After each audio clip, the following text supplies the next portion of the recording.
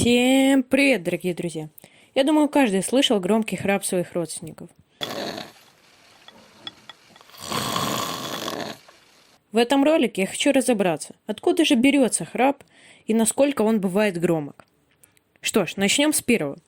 Как выяснилось, храп – это специфический процесс, сопровождающий дыхание во сне, выраженный отчетливым низкочастотным дребезжащим звуком и вибрацией. Тогда возникает второй вопрос. Откуда он берется? На самом деле, причиной храпа являются всевозможные лор-патологии. Узкие дыхательные ходы, к примеру, узкие ноздри, искривленная носовая перегородка.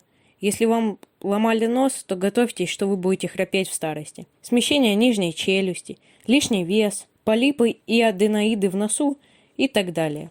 Ну хорошо, что такое храп и откуда он берется, вроде бы разобрались. Но тогда насколько же он бывает громким? В действительности, храп может быть крайне громким, просто неимоверно громким. В книге рекордов Гиннесса описан храп Каре Валкерта из Швеции громкостью 93 децибела. На секундочку, целых 93 децибела. Это соответствует громкости рабочего двигателя гоночного болида и чуть меньше, чем шум авиамотора.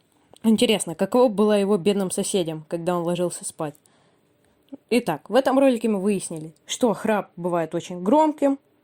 Кстати, он даже причислен к дыхательным заболеваниям. Так что носите при себе шумомер и наушники. А также ставьте лайки, подписывайтесь на канал и пишите вопросы, ответ на которые вам не терпится узнать.